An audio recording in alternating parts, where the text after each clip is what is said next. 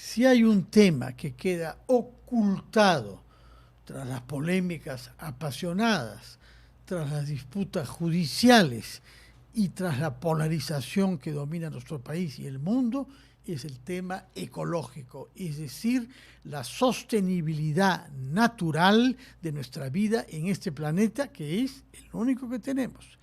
El caso del Perú es particularmente agudo porque tenemos una Amazonía que cubre el 60% de nuestro territorio, tenemos más glaciares que ningún otro país tropical, tenemos una vasta zona desértica que requiere que el agua pueda ser trasvasada desde la sierra, y tenemos en las ciudades una de las circulaciones más atascadas y más contaminantes del mundo.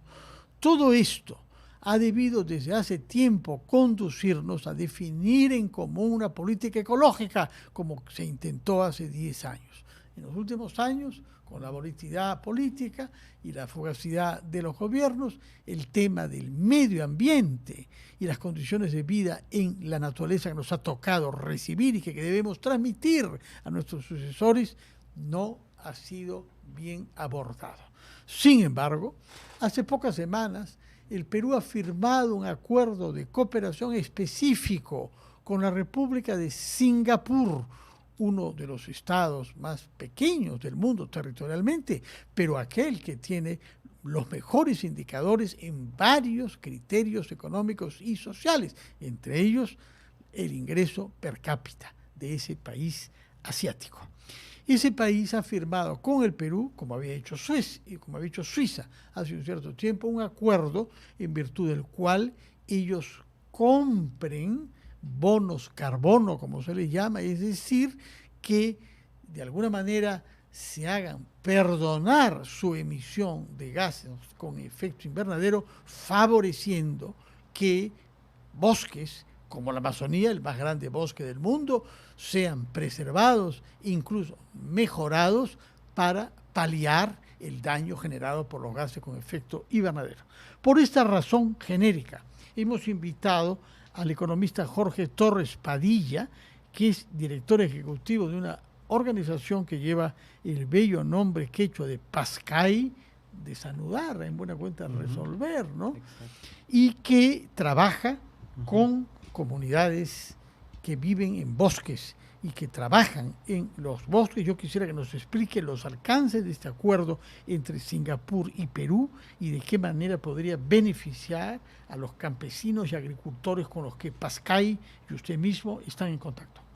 Bueno, muchas gracias por la invitación. Señor Jorge Torres Padilla. Buenas noches, muchas gracias por la invitación, señor Carvalho. Efectivamente, este acuerdo que Perú ha firmado con el gobierno de Singapur es el segundo acuerdo en el marco del Acuerdo de París, valga la redundancia, y el primer acuerdo que va a permitir vender bonos de carbono que provengan del sector de bosques, del sector forestal. Entonces, en ese sentido es un acuerdo importante porque en el Perú la mayor cantidad de emisiones de estos gases de efecto invernadero que causan el cambio climático se generan por la quema de los bosques, ¿no? Estamos quemando al año más de 150.000 hectáreas de bosques. Eso es 150.000 hectáreas. 150.000 hectáreas. La mitad de Lima, ¿no? Lima es más o menos el doble, es lo que se quema al año en bosques. El año pasado todos hemos sido testigos de las noticias de los incendios forestales que han sido dramáticos, han tenido un pico enorme. El año pasado... En la selva alta norte, sobre todo, ¿no? Zona de San Martín. Pero abarcaba todo el territorio peruano. Claro, que en algunas zonas con mayor incidencia, pero la cantidad de incendios forestales que hubo en el 2024 fue 80% más alta. ¿Cómo se explica eso? ¿Qué pasó ese año? Bueno, ha sido un año seco, ¿no? Ha sido un año particularmente seco y ya digo una serie de factores, digamos, que han llevado a que la población rural vive del suelo, vive de la tierra, y en algunos casos el bosque no le genera o no está en capacidad de generarle suficiente valor económico para sobrevivir, porque aprovechar los recursos del bosque requieren mayor tecnología, requieren mayor inversión, y entonces la práctica más tradicional es quemar el bosque, poner una chacra de subsistencia, y a veces muchos de estas quemas se salen de control y se expanden hacia las zonas que no tienen control. Entonces ha sido un año dramático Estamos esperando las estadísticas oficiales, pero tememos que el año pasado la deforestación del 2024 supere las 200.000 hectáreas. 200.000 hectáreas. Sí, eso es terrible. O sea, casi tanto como toda la superficie dedicada en el Perú al café.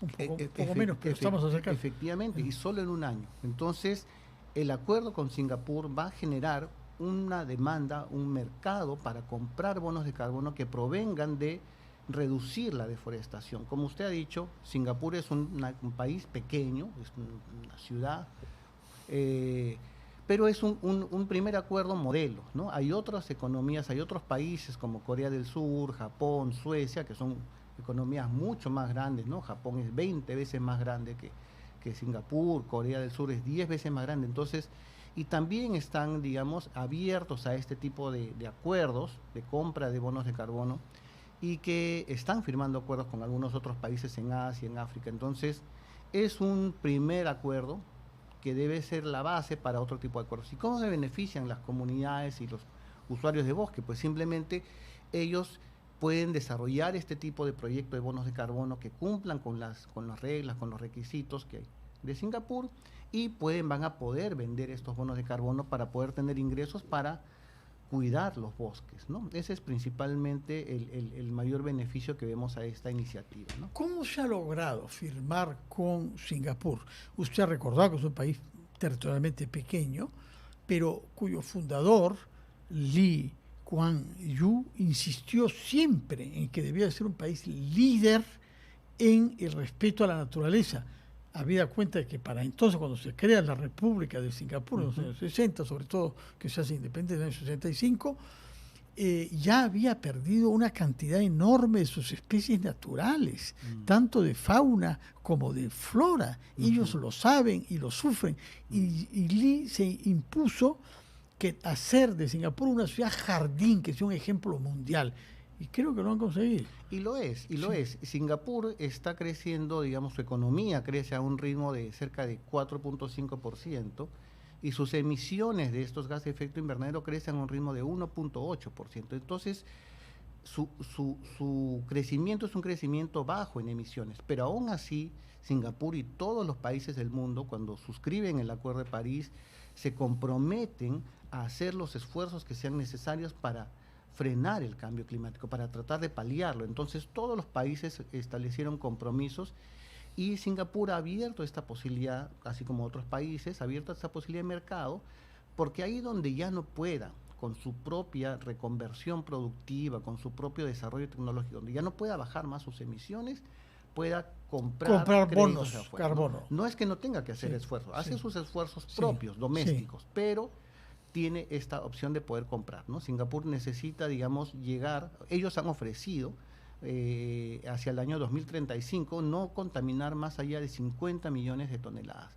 Ahorita está en 68, creciendo a un ritmo de 1.8%. Y en general cumplen todo lo que prometen, muy cuantificado. Sí, o sea, hay países mucho más serios que otros, ¿no? Sí, bueno, no nos hable de los menos serios. Yo quisiera saber, el trabajo que llevan a cabo ustedes como PASCAI, y usted como director ejecutivo de PASCAI, ¿en qué regiones del Perú se lleva a cabo y cómo entran en contacto con los agricultores de esa región?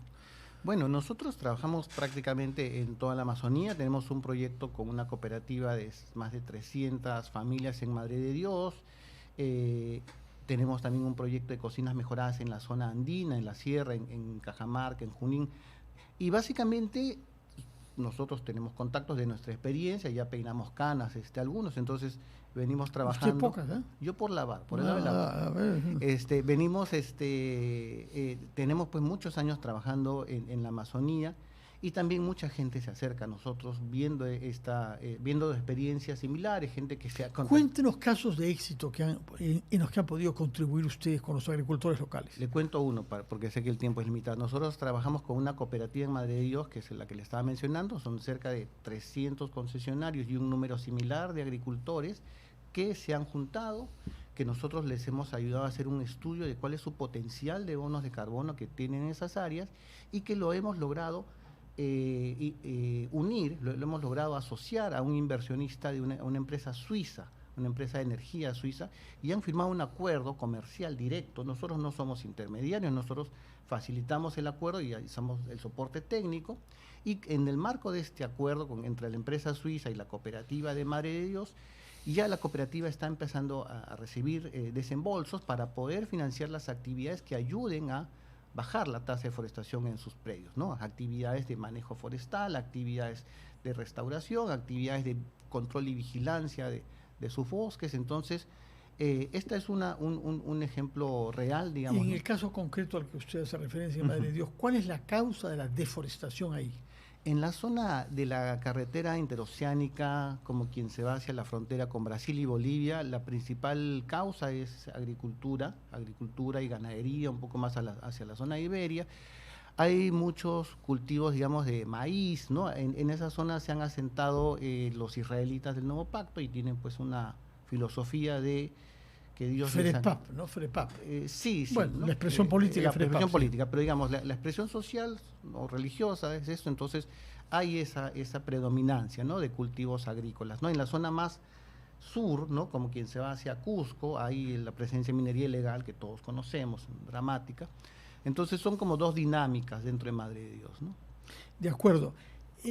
Respecto a los fuegos forestales que han habido en varias partes del mundo, los de California han sido entre los más graves de los tiempos recientes, creo. ¿Qué es lo que los causa en el Perú? Hubo un debate sobre eso.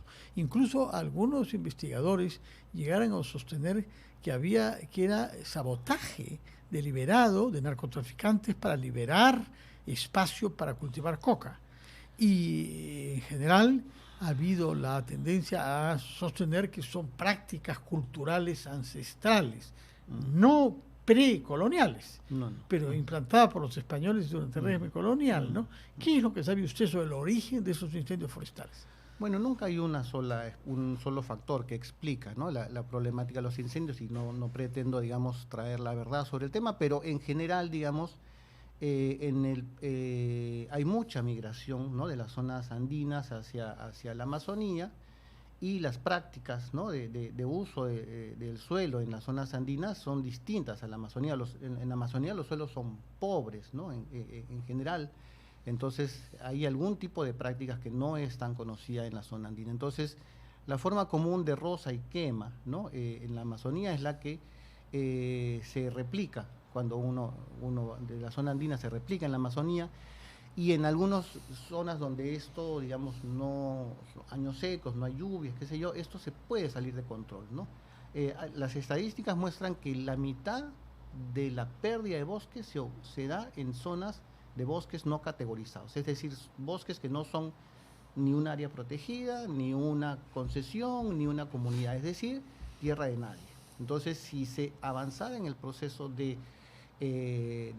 otorgamiento de derechos, ¿no? Para que alguien se haga cargo de ese bosque, sea un gobierno regional o un concesionario, una comunidad, un área protegida, habría una mayor, digamos, una mayor posibilidad de cuidar el bosque. Pero como son bosques del Estado, realmente hay poca posibilidad de cuidarlo. Entonces, prácticamente eso es. No niego, ¿no? Los otros factores. De hecho, hay también estos fenómenos, ¿no? de tráfico de tierras, porque cuando se quema un bosque se da la posibilidad de que se convierta en propiedad privada, y entonces hay venta, ¿no? Hay tráfico de tierras, eso también existe, por supuesto.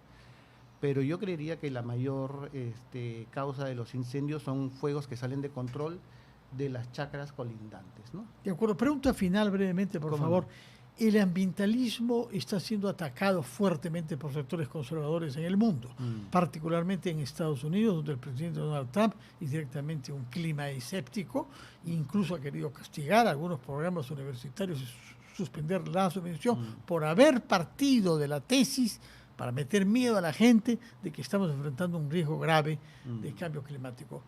¿Cuál es el estado del ambientalismo del Perú? Bueno, efectivamente, pues hay estas corrientes de pensamiento que niegan el cambio climático, que lo asocian a causas naturales de largo plazo. La verdad es que la ciencia ha superado este debate largamente. O sea, las emisiones de gases de efecto invernadero han crecido exponencialmente desde la Revolución Industrial, y ahí están la data científica que lo demuestra. Entonces, sí, evidentemente van a haber voces que argumentan en sentido contrario, más por intereses económicos, pero la ciencia es una realidad, como usted dijo al inicio, este es el único planeta que tenemos, entonces si no lo cuidamos no lo vamos a dejar. Muchísimas gracias, Jorge Torres Padilla, economista, director ejecutivo de PASCAI, una organización que trabaja con comunidades de agricultores y campesinos en los bosques amazónicos del Perú y que ahora tiene la oportunidad de recibir un financiamiento en los proyectos en los que está comprometido a partir del acuerdo firmado entre Singapur y Perú para que Singapur compre los llamados bonos carbono que mitigan la presencia de gases invernadero en nuestra atmósfera. Muchas gracias por su sintonía, señor Torres Padilla. Felicitaciones por su trabajo y por las explicaciones que nos ha dado. Espero que regrese usted y nos dé buenas noticias, que se avanza en la preservación del bosque natural. Lo hemos recibido de nuestra historia. Es una vergüenza que no lo sepamos conservar y que nuestros hijos sean testigos del daño que nuestra generación se hace responsable de cometer de una manera irreversible a la naturaleza en el Perú. Muchas gracias.